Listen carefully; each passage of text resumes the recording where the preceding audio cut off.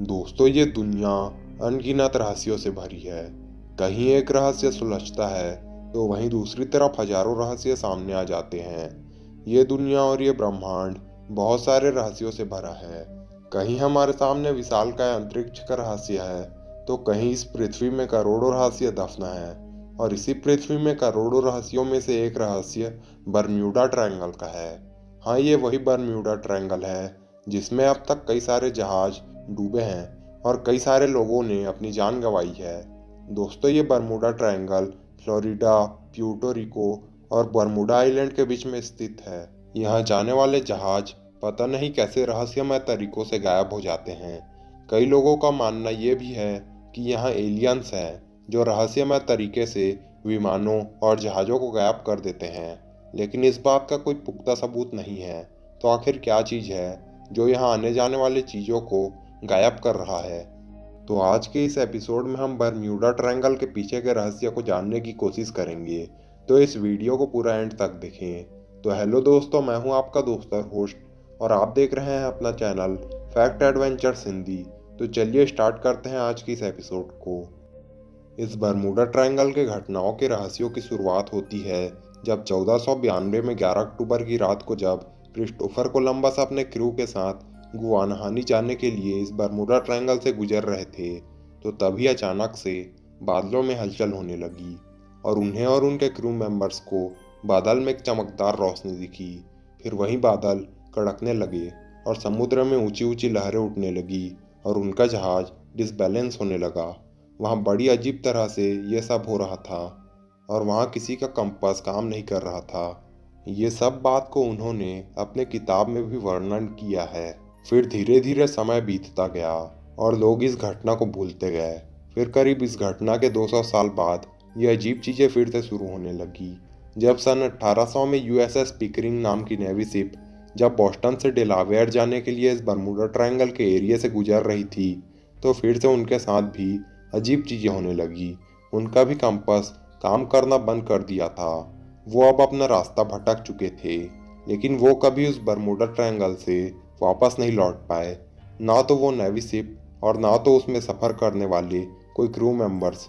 वो 90 लोग वाला वो जहाज अब इतिहास बन चुका था।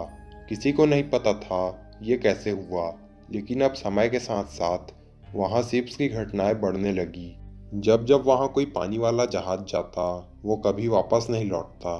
लेकिन अब दौर था आसमान में उड़ने वाले जहाज़ों का। ये बात है सन 1945 की, जब 5 दिसंबर को 14 एयरमैन्स 5 टीबीएफ अवेंजर्स नाम के एयरक्राफ्ट के साथ फ्लोरिडा से टेक ऑफ किए थे अपने डेली रूटीन ट्रेनिंग के लिए।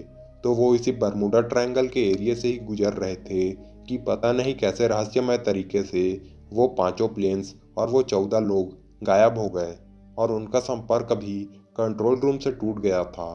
फिर जब कंट्रोल रूम तक ये बात पहुंची कि वो 14 लोग अभी तक नहीं आए, तो उन्होंने इन 14 लोगों को खोजने के लिए ब्यूनो 59225 नाम के प्लेन के साथ 13 एयरमैन्स को भेजा उन 14 लोगों को ढूंढने के लिए। मगर ठीक उसी दिन वो 13 एयरमैन्स और उनका वो प्लेन फिर से रहस्यमय तरीके से गायब हो गया और उन 13 लोगों में से कोई भी वापस नहीं लौटा। फिर उस घटना के 2 साल बाद 1947 में 3 जुलाई को डोगलास से 54 नाम का प्लेन उसी बरमूडा ट्रायंगल से निकलते हुए सीधा फ्लोरिडा के समुद्री इलाके में क्रैश हो गया। ये क्रैश बरमूडा ट्रायंगल में हो रहे आंधी तूफान के टर्बुलेंस की वजह से हुआ था। ये तो अच्छा था कि उस प्लेन में ज़्यादा लोग नहीं थे, लेकिन उसमें मौजूद पायलट्स और 6 क्रू मेंबर्स इस घटना में मारे गए। फिर इस घटना को 1 साल नहीं हुए थे कि 30 जनवरी 1948 को एवरो ट्यूडर का GAHNP नाम का प्लेन अपने 6 क्रू मेंबर्स और 27 पैसेंजर्स के साथ सांता मारिया से बरमूडा आइलैंड के लिए रवाना होता है। लेकिन जब वो प्लेन बरम्यूडा ट्रायंगल के इलाके में पहुंचता है, तो फिर से उस प्लेन का कनेक्शन कंट्रोल रूम से टूट जाता है। फिर से पिछले बार की तरह वो प्लेन रहस्यमय तरीके से गायब हो जाता है। लेकिन ये सारी घटनाएं सिर्फ कुछ सालों तक सीमित नहीं रही। इन बरमूडा ट्रायंगल में होने वाले एक्सीडेंट्स का सिलसिला सालों तक होता रहा और आज भी यहाँ पता नहीं कितनी सारी घटनाएं घट चुकी है और आज भी यह सिलसिला जारी है। इन बातों को लेकर दुनिया भर में कई लोगों का ये भी मानना है कि इन सारे घटनाओं के पीछे दूसरे दुनिया से आए एलियंस का हाथ है। तो कुछ का मानना है कि वहाँ बर्म्यूडा ट्रायंगल में किसी दूसरे डायमेंशन में जाने का रास्ता है जो प्लेन्स और शिप्स को अपने अंदर निगल लेता है। लेकिन इस जगह का राज आज भी दुनिया भर में ढंग से किसी को नहीं पता। किसी का कुछ मानना है तो किसी का कुछ। लेकिन क्या इस बर्मुडा ट्रायंगल से अब तक कोई बचकर नहीं लौट पाया है? तो इस बात का जवाब है हाँ। इस बर्मुडा ट्रायंगल से अब तक बहुत लोग बचकर निकल चुके हैं और उन्हीं में से एक शख्स का नाम है ब्रूस जेर्नॉन। वो कहते हैं कि जब वो सन 1970 में अपने पिता और एक साथी के साथ बहामास से मियामी जा रहे थे और जैसे ही वो बर्मुडा ट्रायंगल पहुंचे तो उन्हें एक बादल का झुंड दिखा जिसमें सर्कल्स बने थे। वो बादल उनके करीब इतनी तेजी से आए कि उन्हें कोई रास्ता नहीं दिखा और उन्होंने अपने प्लेन को उस बादल के झुंड में घुसा दिया। बादलों के अंदर पहुंचते ही उन्हें दिखा कि वहां बादलों के बीच बहुत तेजी से बादल कड़क रहे थे। ऐसे माहौल में उन्हें कुछ भी समझ नहीं आ रहा था क्योंकि इन तूफानी बादलों के कारण प्लेन भी बहुत ज़्यादा हिल रहा था और डिसबैलेंस होने की कगार में भी आ चुका था। लेकिन उन्होंने प्लेन को जैसे तैसे कंट्रोल किया और ब्रूस ये भी बताते हैं कि उन्हें ऐसा लग रहा था मानो कि वो किसी दूसरे डायमेंशन में आ गए हों। और वो बोलते हैं कि उन्हें काले बादलों जैसी गुफा नजर आई। अब किसी को भी कुछ भी समझ में नहीं आ रहा था कि ये सब क्या हो रहा है। दोस्तों, ये इंसिडेंट पूरे 3-4 मिनट से होती रही और फिर जब वो लोग इन काले बादलों से निकले तो उन्हें आसमान की जगह हर तरफ धुआं ही धुआं दिखा। जहाँ सब कुछ पूरी तरह से सफ़ेद दिख रहा था। उन्हें अब बिल्कुल भी समझ नहीं आ रहा था कि उनके साथ ये क्या हो रहा है और उनके प्लेन में मौजूद सारे कंपासेस के मीटर्स काम करना बंद कर दिए थे और मीटर इधर उधर घूम रहे थे। और इस बीच वो ना तो किसी कंट्रोल रूम से कनेक्ट हो पा रहे थे ना तो किसी का भी कनेक्शन मिल रहा था। ऐसे मानो जैसे वो किसी दूसरी दुनिया में पहुंच गए हों। फिर कुछ समय बाद इनकी किस्मत ने इनका साथ दे दिया और एक रेडियो स्टेशन से इनका कनेक्शन जुड़ा। उन्होंने स्टेशन वालों से पूछा कि क्या वो हमें डायरेक्शन बता सकते हैं।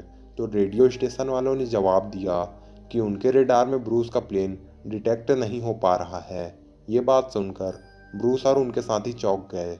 लेकिन फिर कुछ समय बीतने के बाद सामने से वो कोहरा हटा और ब्रूस के जान में जान आई और फिर रेडियो स्टेशन को भी प्लेन मिल गया। लेकिन जब वो इस धुन से वापस आए तो उन्होंने गौर किया कि जिस स्पीड से प्लेन उड़ रहा था वो किसी आम प्लेन के लिए असंभव है। और इस प्लेन की स्पीड इतनी हो गई थी कि उन्होंने बताया उन लोगों ने 3 मिनट में 150 किलोमीटर कवर कर दिया था, जो कि किसी भी असाधारण जेट प्लेन के बिना नामुमकिन है। 150 किलोमीटर 3 मिनट में मतलब 3000 किलोमीटर पर आवर की स्पीड। फिर जैसे तैसे ये लोग अपने डेस्टिनेशन पर पहुंचते हैं। लेकिन तभी ब्रूस फिर अचंभित हो जाते हैं। वो देखते हैं कि जितना फ्यूल यूज होना था उसका सिर्फ आधा ही खत्म हुए रहता है। लेकिन इस घटना का जवाब विज्ञान ने खोज निकाला है। ये सब घटनाएं किसी एलियंस या दूसरे डायमेंशन के पोर्टल से नहीं हो रहा है, बल्कि बर्मुडा ट्रायंगल के नीचे मौजूद लाखों साल पुराने काल से मौजूद वॉल्केनोस की वजह से हो रहा है। ये सब घटनाएं वॉल्केनो के फटने के बाद निकले मीथेन की वजह से होता है।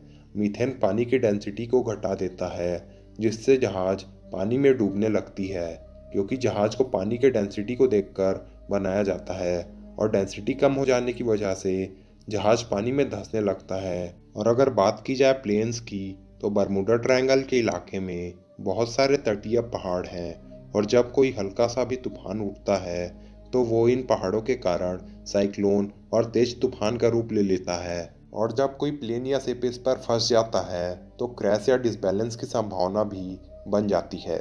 और अगर बात की जाए डायरेक्शन दिखाए जाने वाले कंपासेस की तो ये इसलिए ख़राब हो जाते हैं कि साइंटिस्ट का मानना है कि इस इलाके में मैग्नेटिक फील्ड ज़्यादा है, जिस वजह से कंपासेस भी ख़राब पड़ जाते हैं। और अगर बात की जाए कुछ प्लेन्स के रहस्यमय डिसअपेरियंस की तो वो घटनाएं मौसम और ह्यूमन एरर्स की वजह से हुई है। अब आप लोग बोलोगे कि कोई तो निशान मिलना चाहिए ना अगर ऐसा है तो उन गुम हुए प्लेन्स का। तो इस बात का भी जवाब साइंस ने ढूंढ निकाला है। तो इसका जवाब है बर्मुडा ट्रायंगल में मौजूद नेचुरल रिवर्स, जो दुर्घटना के बाद हुए मलबे को अपने साथ बहा ले जाता है। और सिर्फ ये नहीं, बरमूडा ट्रायंगल में प्यूर्टो रिको ट्रेंच भी है जो कि 8,600 मीटर गहरी है। अगर इसमें कुछ भी मलबा डूबता है तो उसे ढूंढ पाना मुश्किल है। बरम्यूडा ट्रायंगल में और कई सारे नेचुरल थिंग्स भी है जो दुर्घटनाओं का कारण बन सकता है।